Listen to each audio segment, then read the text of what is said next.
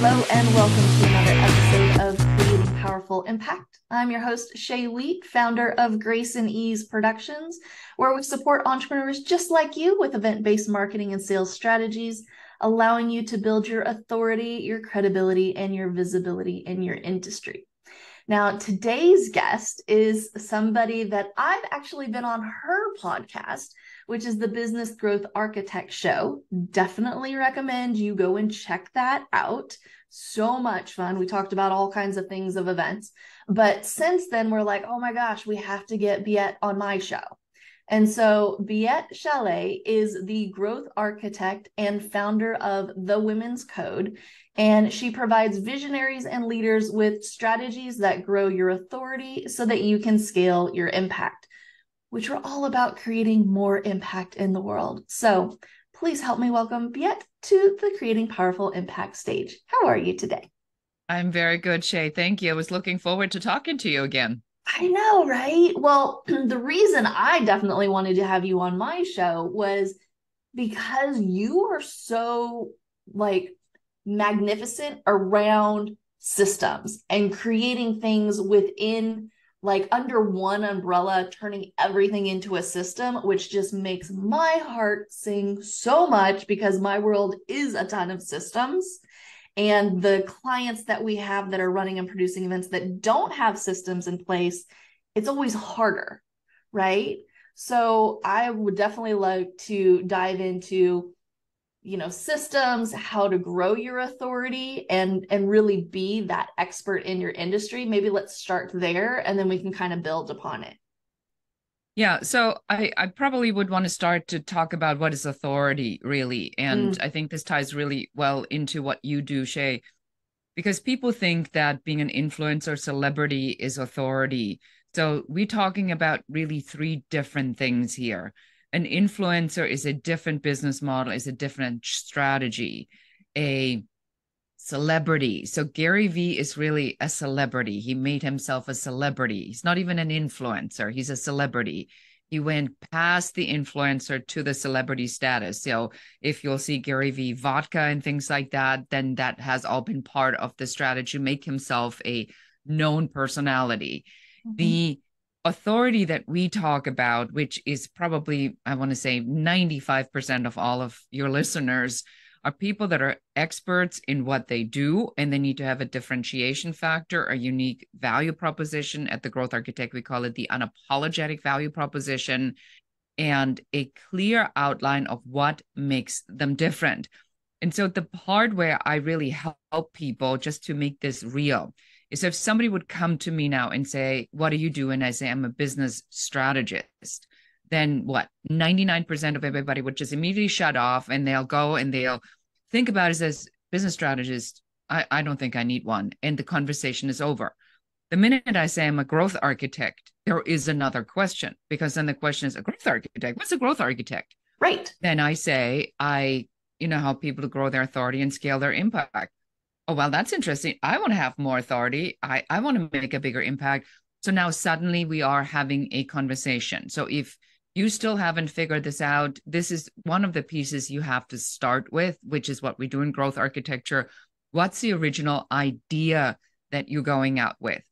And then once you have these pieces, there is a method to how you get your business first to grow and then to scale. So I recommend up to about $1 million. You want to focus more on growth.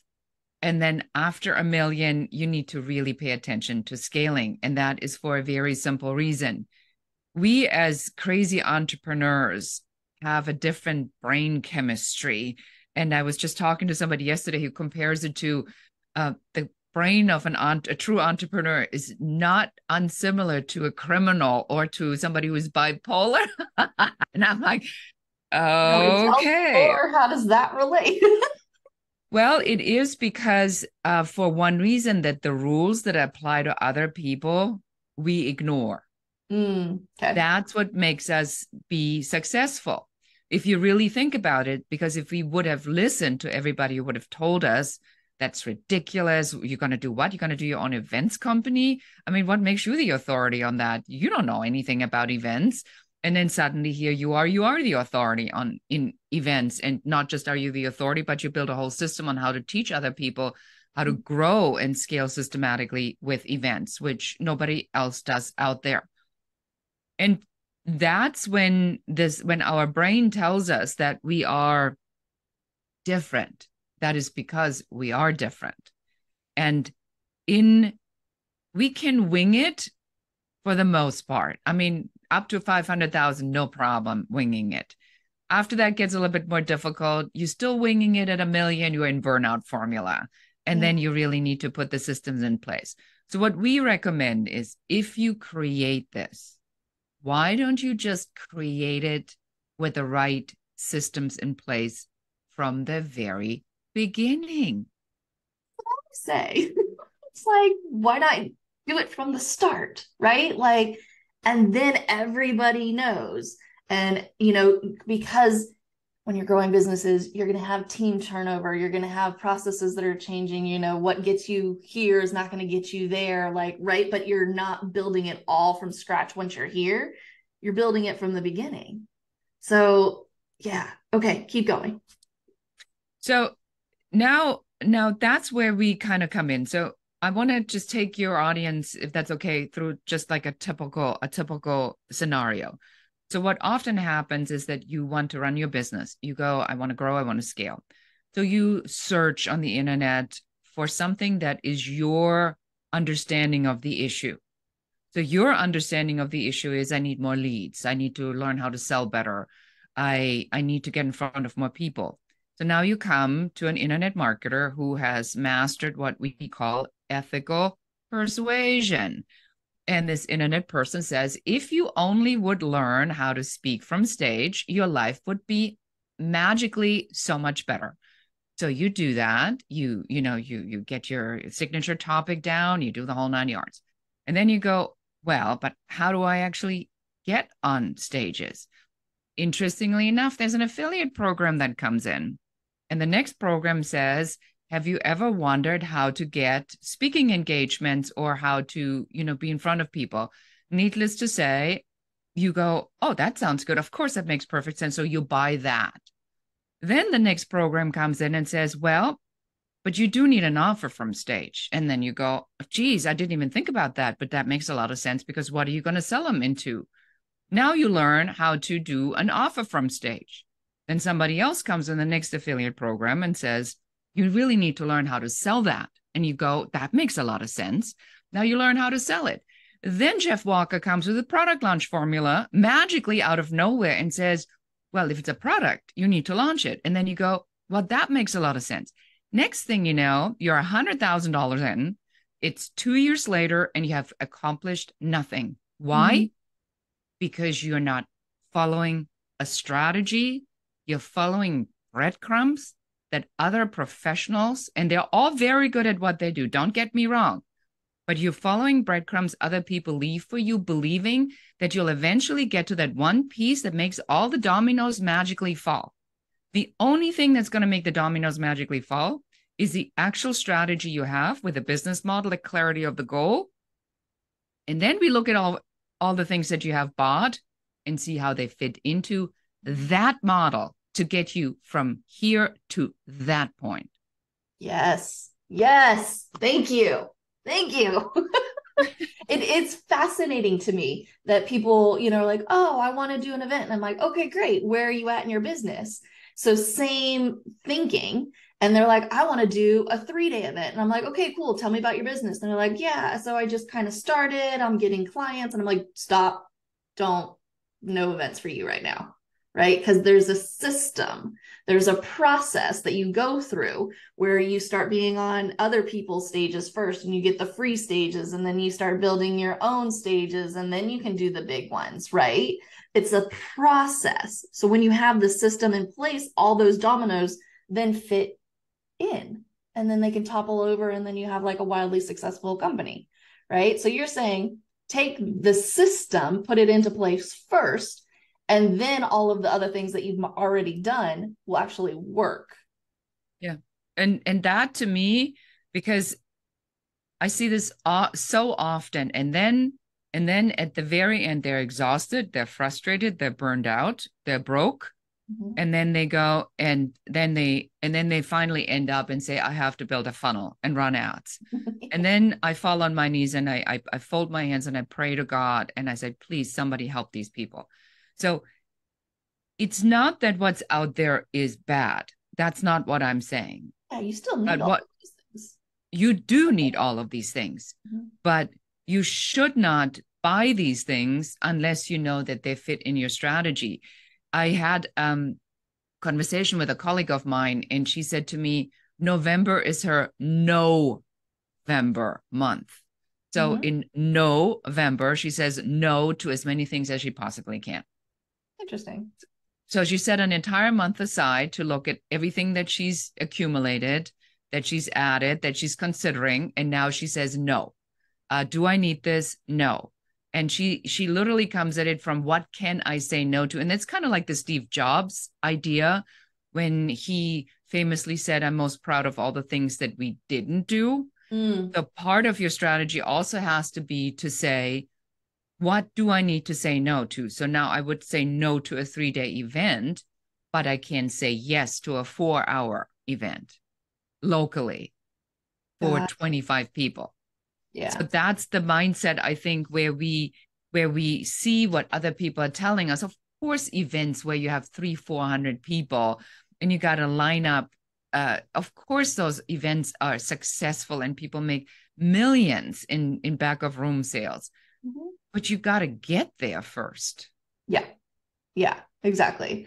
Okay, so if you could break it down or systematize it for us, is there a best strategy to scale and create impact? Like, regardless of where they're at, what would you suggest the funnel to kind of look like, that scaling impact to look like? Yeah, so this is where the system really comes in. I believe that one of the largest challenges people are having is that they have, especially if they've been in business for a number of years, they have a pretty extensive skill set.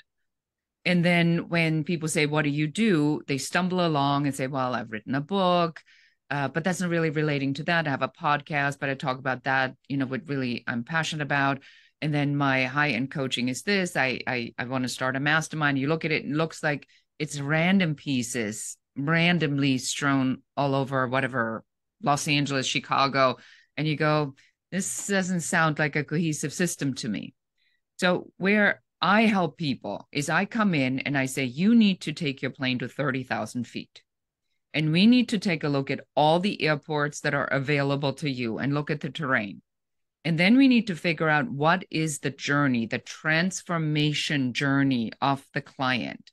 So if the client is going from, let's say, in your example, it would be from being event curious to being running 3-day events 2 times a year, once in the spring and then the fall. So that's the bookends of the transformation journey for one of your clients.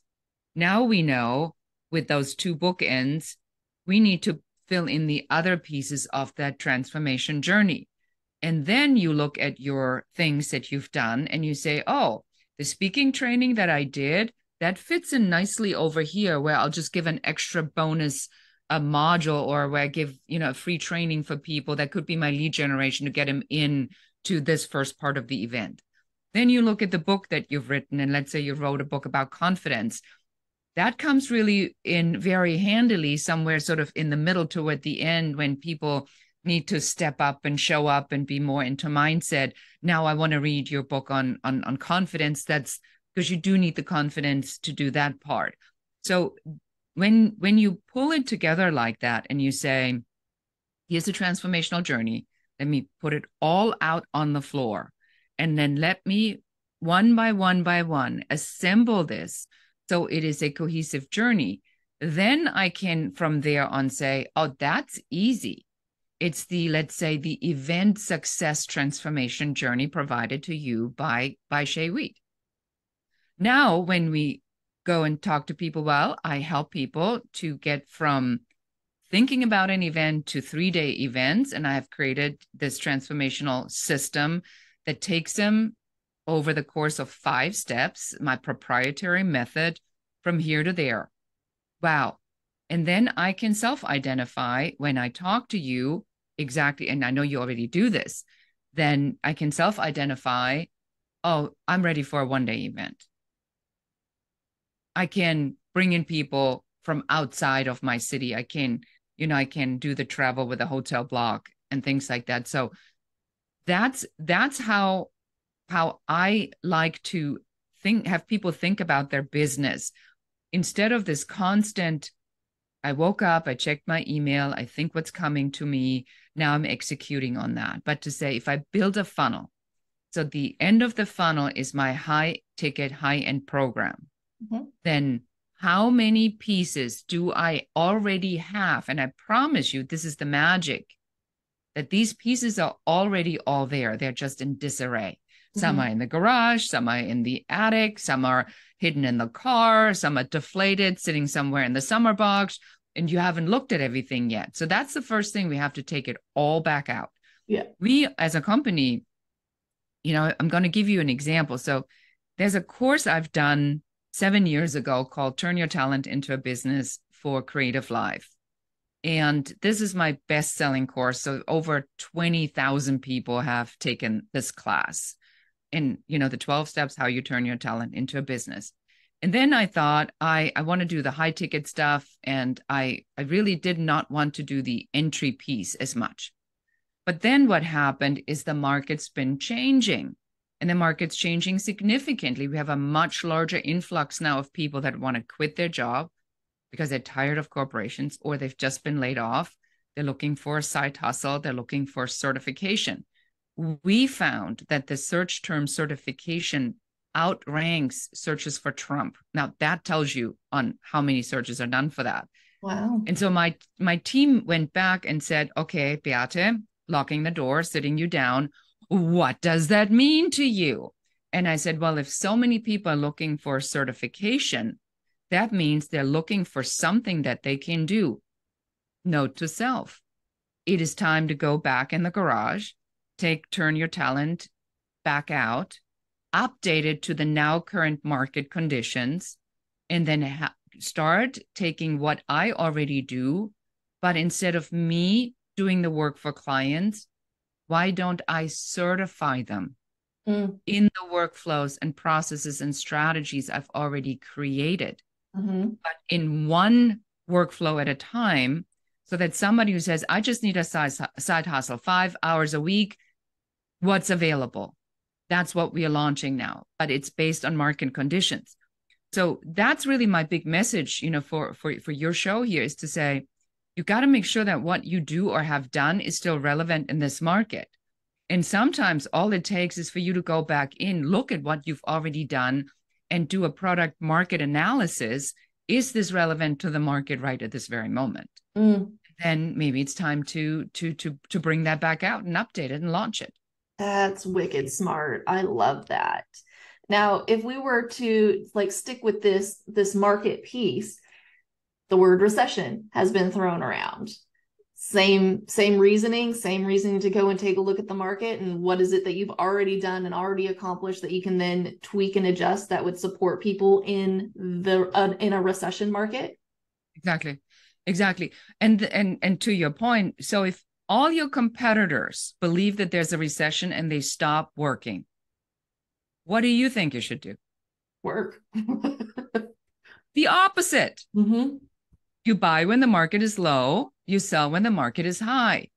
You work harder when others don't, because, and I know you do a lot of mindset work yourself, and you are around, very powerful people.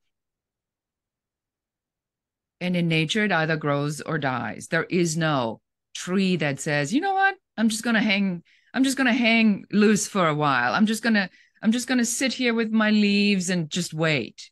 It doesn't exist. It either grows or it dies. So you can't do an action that's different from nature. I mean, it's literally virtually impossible. You think that you are just at status quo, but really you stopped, which means that everything is moving forward, is now passing by you. which is why people say there is the greatest opportunity is always in recessions, because 60 to 75% of your competitors are on status quo, holding tight, preserving their money, not spending anything. You get a bigger buck or a bigger impact for your spending now than you have ever had, because everybody else is stopping. Yeah. Yeah. So true. I would love to switch gears for just a second. So as you've continued to grow and scale your company, I'm sure it hasn't always been sunshines and rainbows. Would you mind sharing with us something that maybe didn't quite go to plan, or a huge lesson that you learned along the way that you wouldn't mind sharing with our audience? Certainly. The biggest wisdom, so to speak, is that you have to remember when you make a decision to go to that point that we talked about, that point in the future, that is a person that you're not yet. Mm-hmm. So in order for you to grow into this person, like if you knew how to do that, then you would already be there.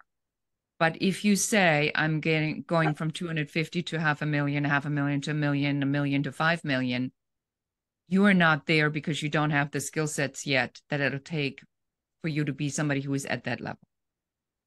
Now, with that in mind, what you're experiencing is, once you've made the decision, not the wish, the decision, is that the universe spirit puts things into motion that I want to say 99.99% you will not like. Opportunity does not show up in a Tiffany box with a bow on it. I'm so sad about that. I am crushed all day. Like, why not? Yes, why but it's true. Not? It's so true, but yeah. And so we're sitting there and you're waiting for the Tiffany box, and you're waiting and waiting and waiting. And then all these things come up. And I'll give you one example that is just ridiculous. So I was $135,000 in debt and broke, single mom, immigrant. And then the story, as I tell it, within 18 months, I went from that to selling my business for millions to Bill Gates. But what got me to that point? Wait, hold on.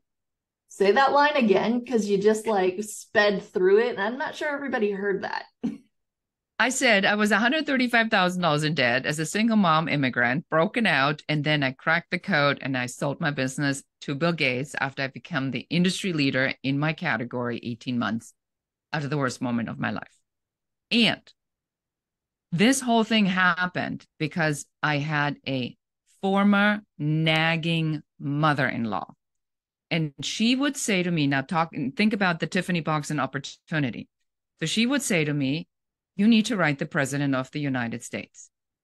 If you need help, why don't you go after the number one guy in the country? Why do you waste your time with anybody else? Just go straight to the top. Did you write your letter to the president? Have you written your... After a while, I'm like, okay, I'm going to write the damn letter. So just so we don't have to talk about this anymore, because she just would not stop. Imagine my surprise, Shay, when I got a letter from the White House. No. So there's a letter from the White House, and it says the president sends you his best wishes. The president never saw this letter, okay? Never saw it. Some intern just copy and pasted something, but okay. Basement, right? Somewhere in the dark basement. And what the letter did, though, is put me in touch with the second in command of the Small Business Administration, because they also got a letter from the White House. And that said, here is this woman that wrote us a letter. I think you need to help her. And because they got a letter from the White House, it wasn't some low-level guy. It was the second in command. And then he calls me and he says, you could have just picked up the phone and called me directly. It never even occurred to me. It never even occurred to me that I could have called him. And he says, but I'm calling you because you need to come in. I need to see, kind of like this nutcase that does something crazy like that. Yeah. And then, but what that did, that created the opportunity, because they did find me a bank who took my $135,000, restructured into a 10-year fixed loan, freed up my line of credit. 3 months later, I'm break even. 18 months later, I'm the world leader in my industry. So that's the kind of opportunity that I'm talking about. Sometime, in the book, The Surrender Experiment, he refers to it as saying yes. If you think that the path to your goal is up to you, you are sadly mistaken. The path is not on you. The path is the job of the universe, spirit, God, whatever you want to call it. Your job is the vision and doing the work. Doing the work, for sure. Okay, that was amazing and brilliant. Sadly, we have to start wrapping this up. What is the best way for people to get in touch with you and find out more about what it is you're doing? And I think you have also a gift for our audience. Yes. So first of all, the first thing I want you to do is I want you to go wherever you pick up this podcast, and I want you to subscribe to it and leave a review, even if it's a green heart saying that you listened to the entire episode. But the reason I want you to leave a comment is because it tells the algorithm this is good content and there's engagement. This is a labor of love. So if you want Shay to continue to do this and reach more people and help more people, please help her. And then share this episode with one other person. And then when you're done with that, I want you to go to growthblockerquiz.com and check out our quiz.